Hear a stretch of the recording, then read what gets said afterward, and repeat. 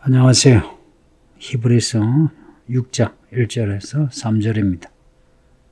어제 읽었던 5장의 그 마지막 부분을 다시 말씀드릴게요. 멜기세덱에 대해서 설명하다가 히브리서 수신자들이 듣는 것이 둔해서 설명하기 어렵다고 합니다. 시간이 지나 선생이 되어야 하는데 여전히 어린아이처럼 배우기만 하는 수신자들을 지금 책망하고 있습니다. 젖을 먹는 자마다 어린아이인데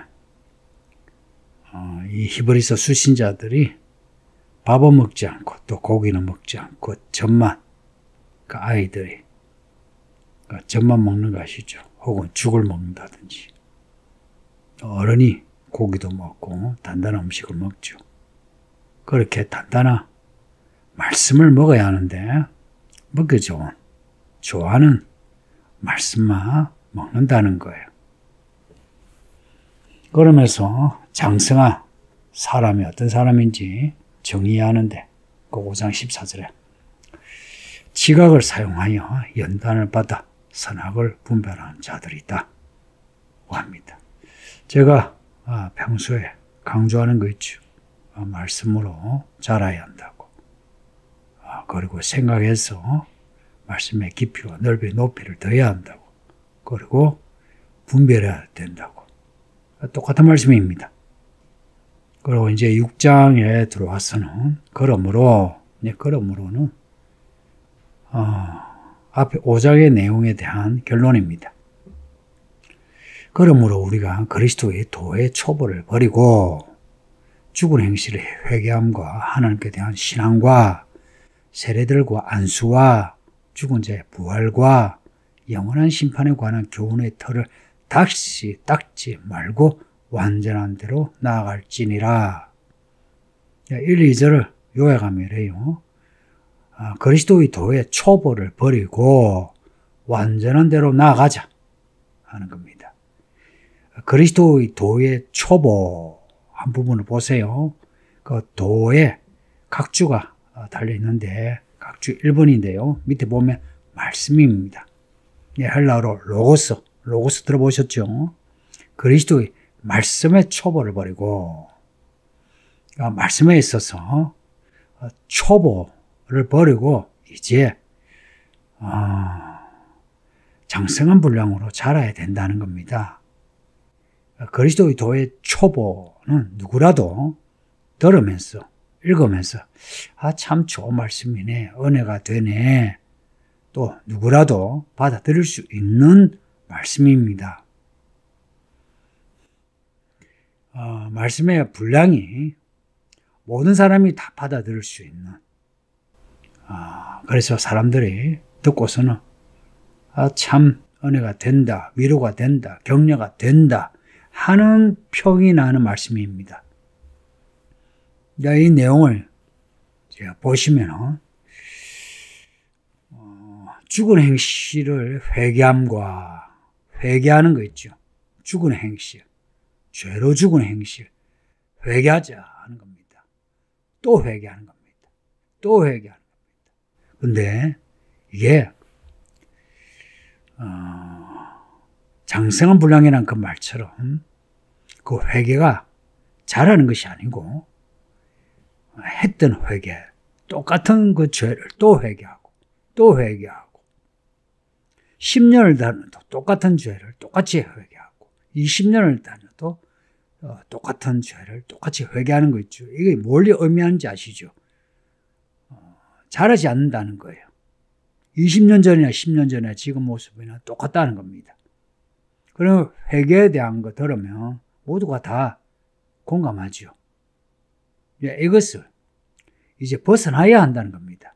그리고 하나님께 대한 신앙, 하나님을 잘 믿어야지 하는 거 있죠. 하나님을 잘 믿어야지 하는 것에 대해서 어떻게 하면 잘 믿는가? 말씀 읽고 기도하고 착한 일 하고 하는 거 있죠.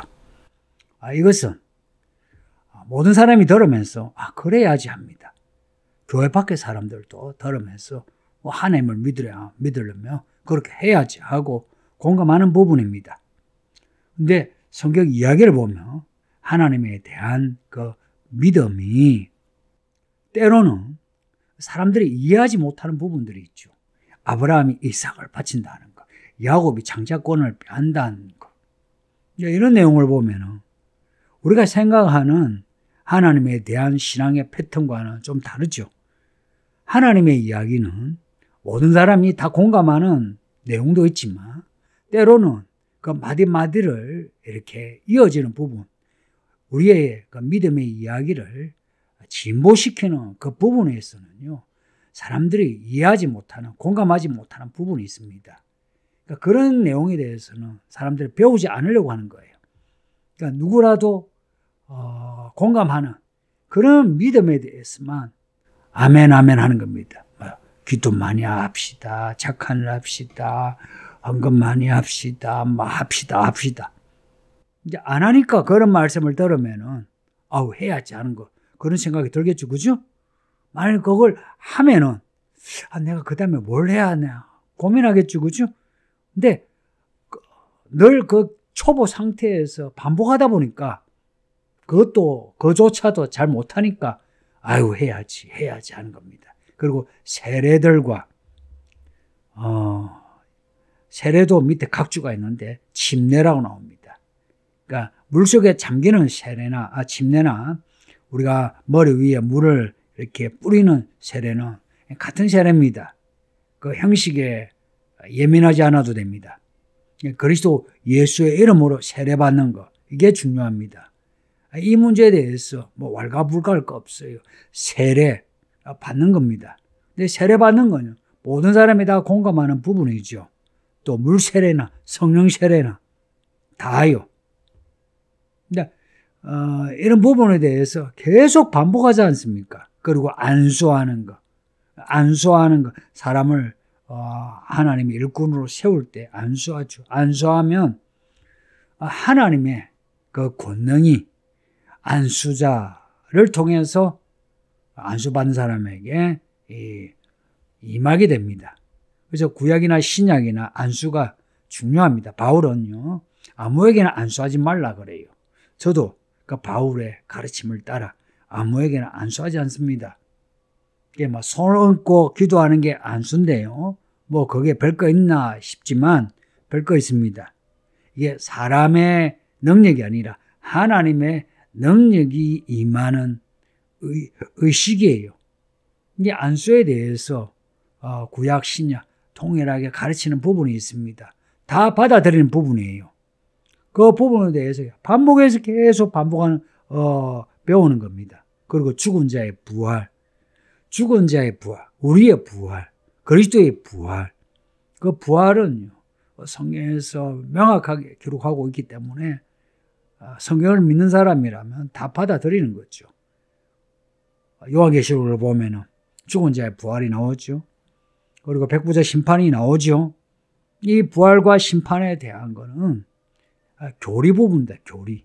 이 교리에 대한 교훈의 틀을 다시 닦지 말라 합니다. 교리지만 때로는 이 교리가 우리의 믿음을 촉구하죠. 이제 이 교리를 계속해서 왕복 달리기처럼 반복하는 거 있죠. 그러면 사람들은 왕복 달리기처럼 반복을 하니까, 그러니까 이 말씀이 익숙한 거예요. 익숙하니까 받아들이기 쉬운 겁니다. 말하자면은 엄마가 음식을 입에서 으깨죠. 이 소가 되새김질 하듯이 되새김질 하면서 익숙해지는 거예요. 익숙한 말씀에 모두가 아멘 하고 받아들이지, 익숙하지 않은 낯선 말씀, 새로운 말씀에 대해서는 버거워하는 것입니다. 그래가지고는 완전한 대로 나아갈 수 없다는 거예요. 여기서 완전한 데라는 것은 말 그대로 완전함입니다. 완전함, 온전함. 그 온전한 게 무엇이냐? 위에 보면은 5장에서 13절 보면은 의의 말씀이 온전한 말씀입니다. 이 의의 말씀은 지각을 사용해야 분별할 수 있는 고로 말씀의 초보의 내용과 의의 말씀, 어떻게 구분됩니까? 1, 2절에 나와 있는 이 내용은 주로 교리 부분입니다. 회개하고 우리가 믿는 믿음의 교리에 대해서 아멘하고 위로받고 격려받고 하는 부분입니다. 그런데 의의 말씀은 지각을 사용하여 연단을 받아 선악을 분별하는, 이것은 어떻게 생활하느냐, 어떻게 살아가느냐 하는 문제예요. 어떻게 살아가느냐. 믿음이 있으면 믿음의 행위가 있어야 되죠. 근데 행위가 없으면 죽은 믿음이라 하죠. 히브리서 그 뒤에 나오는 야고보서에 그렇게 말씀해요. 그러니까 말씀에 초보에 머무는 사람은 믿습니다 하는 고백은 있지만 행위가 없는, 말하자면 죽은 믿음의 사람이란 겁니다. 그러니까 믿음이 살아있으면 자라게 되는 거죠. 자라는 사람은요, 의의 말씀을 경험하는 거예요. 의의 말씀이 뭐냐? 단단한 음식입니다.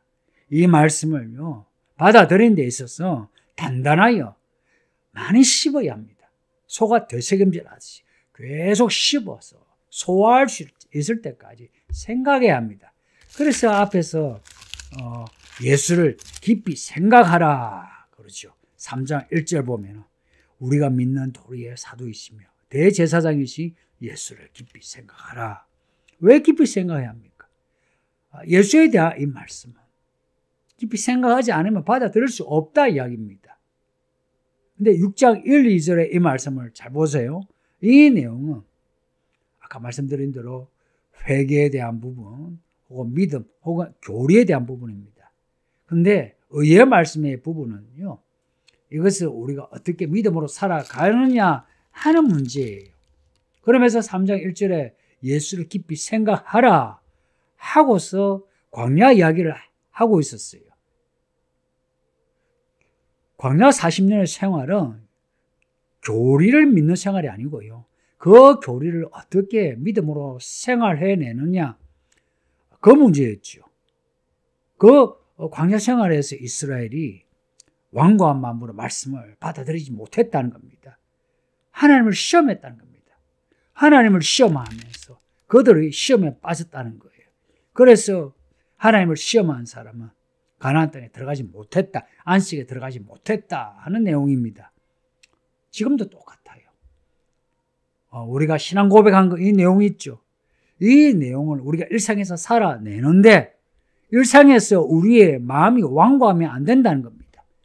신앙 고백은 부드럽게 해놓고 일상을 살아가면서 돈을 쓰고 사람을 만나고 일을 하고 이럴 때에 마음이 딱딱해지는 거예요. 그러니까 신앙 고백하고 우리의 실제 생활하고 그 갭이, 이것이 우리의 믿음의 모습을 그대로 드러냅니다. 3절에 보면 하나님께서 허락하시며 우리가 이것을 하리라 승론입니다. 하나님께서 허락하시며 할 때에 이거 허락하지 않으실 수도 있어 이렇게 여기면 안 됩니다. 이것은 하나님께서 허락하신다는 겁니다. 우리가 이것을 하리라. 그러니까 하나님께서 허락하시며 할 때에 그 타이밍이 있어요. 하나님이 하게 하실 때가 있습니다. 물을 포도주로 만드실 때도요, 타이밍을 잡으셨어요. 우리가 예수를 믿고 따라갈 때에 그 예수님의 이야기를 따라간다는 것은 하나님의 시간을 따라가는 거죠. 따라가면서 타이밍이 되면은 하나님은 어김없이 우리에게 허락하십니다. 우리는 그 타이밍에 하나님의 뜻을 분별하고 하나님의 말씀을 살아내야 하는 겁니다. 그래야만 우리가 말씀의 초보 어린아이에서 벗어나 장성한 분량의 믿음의 사람이 되죠. 이러한 사람이 교회 일꾼이 되는 겁니다. 성도님들, 교회 연수나 직분을 떠나가지고 말씀에 대한 태도가 어떻습니까? 일상생활이 어떻습니까? 시간을 보면 이미 선생이 되어야 하는데 여전히 계속 듣기만 듣고 배우기만 하고 자람은 없는 그런 아이와 같은 사람인지, 아니면 믿음이 자라 이 하나님의 일을 해내며 하나님의 그 주신 안식을 누리고 있는지 스스로 생각하시면서 오늘 말씀이 우리 모두에게 앞으로 달려갈 수 있는 자극이 될 수 있는 말씀이 되었으면 합니다. 기도합니다. 아버지 하나님 감사합니다. 오늘도 히브리서 말씀을 읽게 하시는 감사합니다. 이 말씀대로 말씀의 초벌을 버리고 완전한 대로 나가게 하소서. 우리의 신앙 고백, 이것이 우리 일상에서 생활이 될 수 있도록 우리를 이끌어 주소서. 예수님 이름으로 기도합니다. 아멘.